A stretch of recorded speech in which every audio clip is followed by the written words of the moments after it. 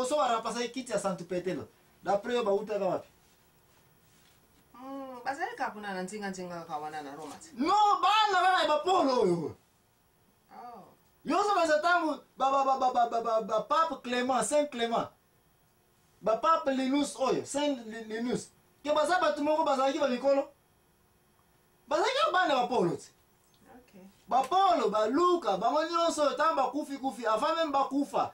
Bana mike bazalaki, ba Timothée bazalaki, bazako la pe ba liloba na Nzambe, bazalaki na ya trop.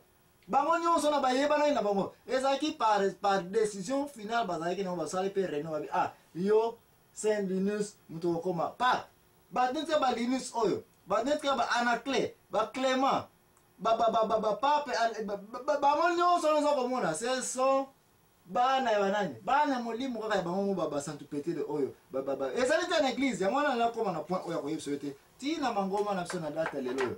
Un pasteur ke bana oyo bazala kata école de dimanche ya kolonza komona bango to akozala na lobi bango yoso okufi kanisa okena clé yango ya Santu Petelo na mta kozo yango bana kaya kora badiaki oyo baza wana bapetiki oyo baza na école de dimanche wana lobi oyo baza kokola bakena baklasse batangi bazongi bo bayebi église na biso administration ndenge etambolaka bakosala nini si baremplace na bakiti wana le premier pape bata liboso baremplace kiti ya nani ya Santu Petelo bana kaka ya Paul oyo bana ba Luka kaka bana kaka ya babamu ba Santu Petelo oyo misiko ba passer na biso ya mikolo ta mususu ba esprit wana basaka na ngoda mona kaka ne kiti wana kozala kaka ya bango so ile talo ya biso awa ndenge makambo so lekelaka on dirait que neti baliko tik espace na batu mususu te bango espace te me baliko former te so ba former bana te baza ko ya bana baza ko remplacer awa tuza ko mona ete nani Santu Petelo tant apufi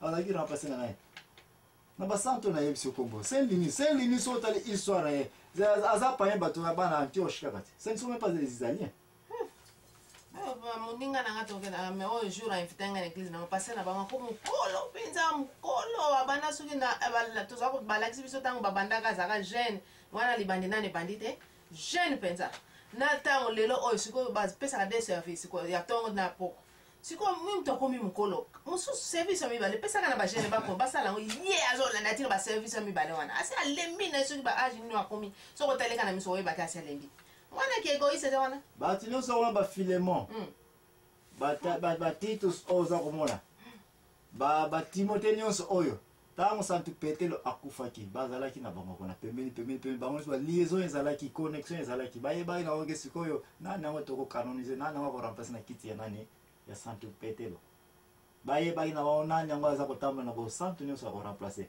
mais Maman Annie, à moins qu'on a une question pour la personne sous information sur concernant c'est un siège na Vatican parce que maman kambo oyo to tuko batu saka na katikati. Yeah, ma question est penate kaka oyo ba ki selfish wana ba longola ko ba yeba be égoïsme n'est-ce pas? Égoïsme et puis maladie pe yak. Ba yeba te ki ma mutu pa bela ka obeli wana foko préparer on ata obeli mutu sous aino. Maman Annie. Yeah. Na émission ya Santu Petelo na bazo posanga question ya koyeba soki ba santu nyonso bazalaki marié na bande na peso réponse ki ba santu ebele bazalaki pe ba marié.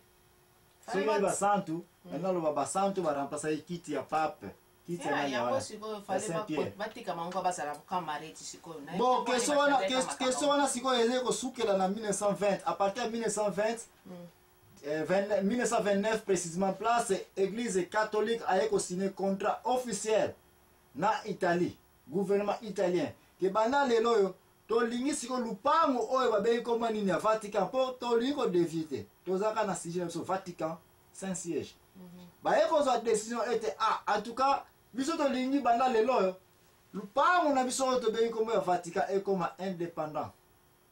Vous allez comprendre. Dès en 1920, le gouvernement italien baye ko lemba ba toki ba kokaki te. Ba dia banda lelo to cédé bino mabele yango. Ba loka bo to yokani banda lelo pe communini pays na biso. Les places wana officiellement Vatican et c'est détaché na Roma. Et communini pays. Mais si ko so comme pays c'est que président peut faire ça. Yeah, président fait ça. Capital peut faire ça. Of course. Aéroport fait ça. Yes. Ba train, ba nini tu fais ça. Everything. Yeah. Mais si yo so mona pays ezangi train ezanga ba voiture ezanga ba balabala Nano te nana. bo Vatican de sikoyo to koti sikoyo na administration ya Vatican ozali kolobela ya mabele wana ndenge ezaleli soko soko ke na pays no faut un passeport n'est-ce pas faut un visa pe bo siko ke na Vatican nani wa peso visa Loko les pays donc faut pas peso ka visa. vas un ambassadeur na bango Yeah. bien nde makama yango sikoyo onalina yebisa ke Vatican ya solo eza pays mais pays yango eza munene Na ndimite ke za munene po ebimeli na kati ya pays o eza déjà pays eza déjà na donc ba bimisa on na kati ya pays na ndimite ko za munene. Ça dépend ba pays mse za minene pe meza na kati ya pays webi Sénégal na kati ya Sénégal webi pays za na kati ya Sénégal Gambie peza mo munene baza pe na ba makambo na bango mususu ba camion ezali banini tout mais Vatican poto ke na mukuseser na kandengo lobi eza muke même pas 1 km². Na mulaye ko yoza 1 km mais so bani ko zonga na côté ya Saint-Siège qui est place basilique de Santo Pietro ezali eza kutusu mukele susu elingo ba ke 1 km² eza mukele tolo ba 110 hectares do so ko classer ba ndaku hectare mo ko tia ba ndaku 20 mètres à peu près 5 ndaku 5 fois 110 wana bazali à peu près ba même pas 500 ndaku eko kokate ba ndaku mikenge selo lupango na biso eko koka kuzete ozo comprendre mais na kati kuna oya komona ete bâtiment wana ya basilica cimetière ya Saint-Pierre ba modifier koma kitoko nde ya mwana Saint-Siège na pembeni wana kana kata ndako wana kana nde place pape alalaka. Wow. Le pape alalaka na kati ya cimetière. Et puis bureau na yepe ezalaka wana. Et puis siko lupango nyonso wana ki ba benyi Vatican eza yango bute koma nini pays capitale nango siège nango Vatican cimetière wana ka ndako wana ya ba pape pe bango soki bakufi bakunda bango kuna na kati. Bo bakunda bango ka place wana pe ka ba pape nyonso te parce que ba pape ya mikolo peut-être oui mais ba pape akala ba pape mususu na yepsa kiyo ba pape mususu bazaki même ba africain noir mais à dirigeant l'église à partir de l'Afrique.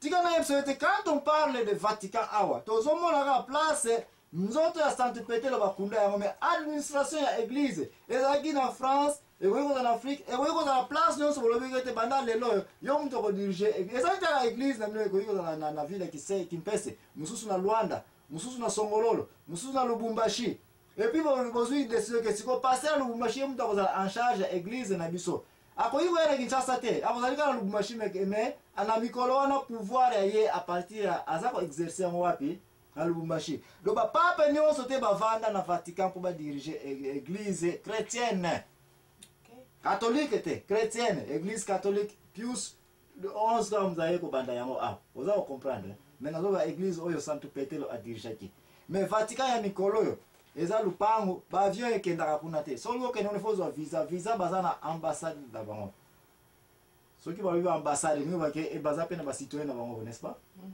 population ya Vatican eza moins de 900 bato bato on fozaka ba italien bon na mutu soki baza na système ya ya immigration epesaka ba visa bon bakokozala ba pays nyonso bon Vatican eza pona basantu oyo bamoni te baza ba clergé bango nde bato baza na ba passeport ya Saint-Siège oyo bazotravaille na écurie ya pape premier mutu azwaka passeport ya Vatican donc pape nyonso okoki kozala angolais okoki kozala nigérien okoki kozala allemand neti kaka Bénédicte okoki kozala français okoki kozala américain ti ntango ozwi mutation okoki kosala wapi na Vatican mikolo wana okobana kovoyage na passeport ya nini ya Vatican elingi oloba ete na basango nyonso bato nyonso baza na pembeni na yo bakozwa mpe passeport wana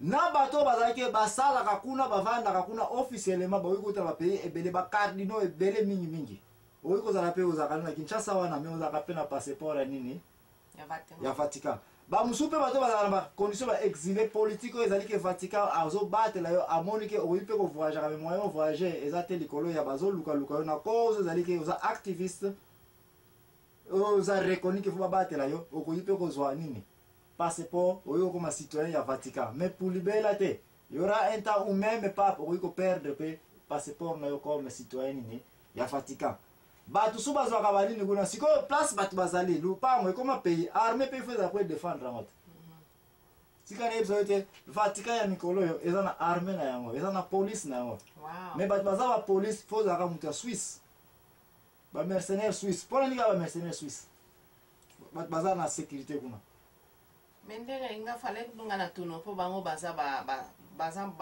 barome te mpona nini sikoyo ya mpona nini réseau Vatican ezwa contrat na bamercenaire Suisse parce que bamercenaire Suisse baza supposé baza na baspécialité yango ya mosusu tokolobela te mais pour le moment police soki na Vatican bato bakokanga yo kuna soko osali desordre eza bapolice Suisse te mais bato ya Suisse oyo bazala na groupe bamercenaire baza bato malamu te bango nde bato basurveillaka nini Vatican soki okosala desordre kuna na Vatican ke bamercenaire Suisse bakoswa yo